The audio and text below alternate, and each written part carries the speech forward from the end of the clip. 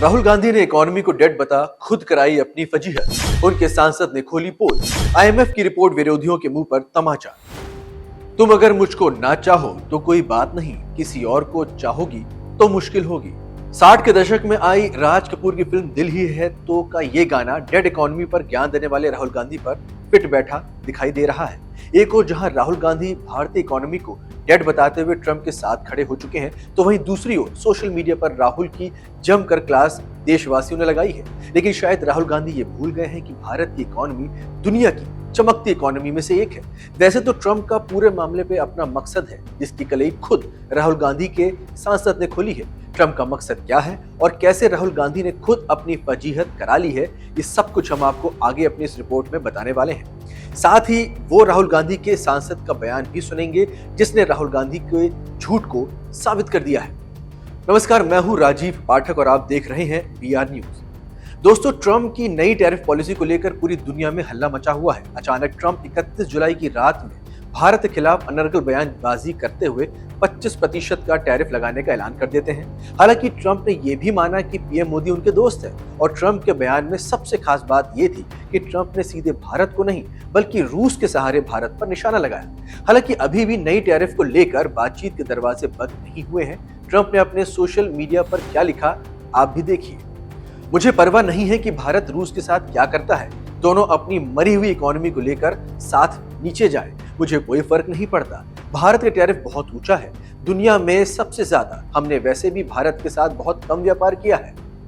Trump ने पूरे मामले में रूस के कंधे पर रखकर बंदूक चलाई है। आपको बता दें कि ये ट्रंप की मजबूरी है। वो चाहते हैं कि अमेरिकी कारोबारी को भारत में कम टैरिफ पर जगह मिल जाए। इसके लिए वो लगातार दबाव भी बना रहे हैं और वो भारत की इकोनॉमी को डेड बता रहे हैं।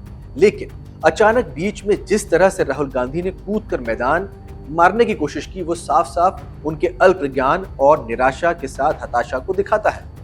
आपको बता दें कि एक और जहां ट्रंप का मकसद अपने देश के लिए भारतीय व्यापारियों पर दबाव बनाना है, तो वहीं दूसरी ओर राहुल गांधी सत्ता के लिए लालायित दिख रहे हैं। राहुल गांधी ने कैसे ट्रंप की हाँ में हाँ मिलाई है, आप भी सुनिए।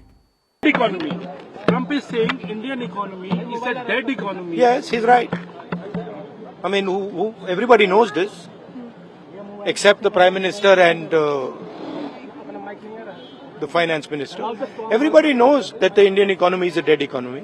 Are you people not aware of this? आपको ये मालूम नहीं है कि इंडियन इकोनॉमी डेड इकोनॉमी है? सुना आपने राहुल गांधी के ज्ञान का पैमाना क्या है। वैसे आप जानते ही हैं कि ये पहली बार नहीं है जब उन्होंने बिना तथ्य चेकिए, बिना सोचे समझे कुछ बोल दिया हो। याद है ना, जब उन्होंने कहा था कि आलू की फैक्ट्री लगाऊंगा, या फिर जब वो कोकोनट जूस को कोकोनट वाइन समझ बैठे थे। सोशल मीडिया पर तो मीम्स की बाढ़ ही आ गई थी। लेकिन इस बार बात मजाक की नहीं, देश की इज्जत की है। राहुल गांधी ने ट्रंप के बयान की हाँ में हाँ मिलाकर न सिर्फ अपनी समझ पर सवाल उठाए, बल्कि 140 करोड़ भारतीयों की मेहनत का भी मजाक उड़ा दिया है। वो मेहनत जिसके दम पर भारत आज ग्लोबल स्टेज पर चमक रहा है।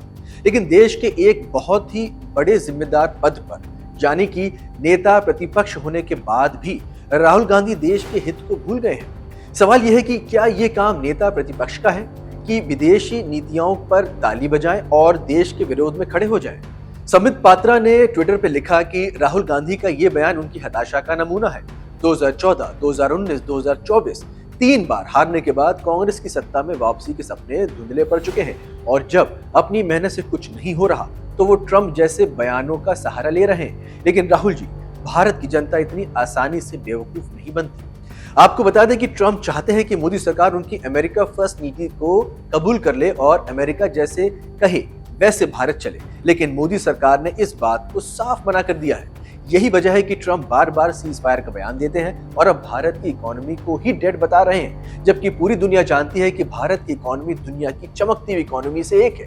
यहाँ तक कि आईएमएफ और वर्ल्ड बैंक भारत की तारीफ कर रहे हैं। ऐसे में राहुल गांधी को यह समझना चाहिए कि ट्रंप का यह बयान सिर्फ एक पॉलिटिकल स्टंट है। वो भारत को दबाव में लेना चाहते हैं ताकि भारत उनकी शर्तों पर ट्रेड डील साइन कर ले। लेकिन राहुल गांधी को यह समझ नहीं आया। उन्होंने बिना सोचे समझे ट्रंप की बात को सही मान लिया, भारत की अर्थव्यवस्था को बदनाम करने की कोशिश भी कर डाली। आपको बता दें कि राहुल गांधी और ट्रंप भले ही भारत की इकोनॉमी को डेड बता रहे हो, लेकिन दुनिया की सबसे बड़ी आर्थिक संस्थाएं कुछ और ही कह रही हैं और इनके आंकड़े झूठ नहीं बोलते। 30 जुलाई 2025 को इंटरनेशनल मॉनेटरी फंड यानी कि IMF ने अपनी वर्ल्ड इकोनॉमी आउटलुक रिपोर्ट जारी की और इस रिपोर्ट में राहुल गांधी और ट्रंप के मुंह पर करारा तमाचा मारा। IMF ने कहा कि 2025 में भारत की GDP का ग्रोथ 6.9% होगी, जो दुनिया की सभी प्रमुख इकोनॉमी में सबसे तेज है। जी हाँ, अमेरिका, चीन, जापान, यूरोप सबको पीछे छोड़कर भारत नंबर 1 है और 2026 में भी भारत 6.4% की रफ्तार से बढ़ेगा। आपको बता दें कि ये सिर्फ IMF की बात नहीं, वर्ल्ड बैंक ने तो भारत को इस दशक की उत्कृष्ट विकास गाथा यानी कि रिमार्केबल ग्रोथ स्टोरी का तमगा दे दिया। वर्ल्ड बैंक का कहना है कि 2025 में भारत 6.6% की रफ्तार से बढ़ेगा और ये तब जब ग्लोबल इकोनॉमी सुस्ती से जूझ रही है। आपको बता दें कि इसके अलावा भी भारत में मुद्रास्फीति 6 साल के निचले स्तर पर है, यानी कि चीजों के दाम कंट्रोल में है और आम आदमी की जेब पर बोझ कम है। भारत का PMI 17.5 है, जो कि साल के उच्चतम स्तर पर है। ये दिखाता है कि हमारा मैन्युफैक्चरिंग और सर्विस सेक्टर कितनी रफ्तार से बढ़ रहा है। 2024-25 में भारत में $81 बिलियन का FDI आया, जो दिखाता है कि विदेशी निवेशक भारत पर कितना भरोसा कर रहे हैं। आपको बता दें कि ये भारत की इकोनॉमी की सच्चाई है, जिसको राहुल गांधी और ट्रंप डेड बता रहे हैं। सवाल ये है कि अगर ये डेड है तो बाकी दुनिया की इकोनॉमी का क्या कहेंगे?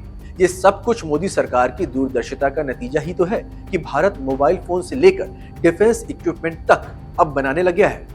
एप्पल, सैमसंग जैसी कंपनियां भारत में प्रोडक्शन बढ़ा रही हैं। UPI ने दुनिया को दिखा दिया कि भारत डिजिटल पेमेंट पे नंबर 1 है। 10 साल में 6 लाख किलोमीटर सड़कें, 100 नए एयरपोर्ट और बुलेट ट्रेन जैसे प्रोजेक्ट्स ने भारत को नई ऊंचाइयों पर पहुंचा दिया है। लेकिन राहुल जी, आपकी डेड इकोनॉमी तो दुनिया का रोल मॉडल बन चुकी है, लेकिन आपको ये दिखाई नहीं देता क्योंकि आपकी आंखों पर पॉलिटिकल चश्मा चढ़ा हुआ है। आपको बता दें कि साल 2014 से घोटालों की लाइन लगी हुई थी। 2G, 3G, कोलगेट, कॉमनवेल्थ, हर तरफ भ्रष्टाचार ही भ्रष्टाचार था। इकोनॉमी 10वें नंबर पर थी और दुनिया में भारत की कोई इज्जत नहीं थी।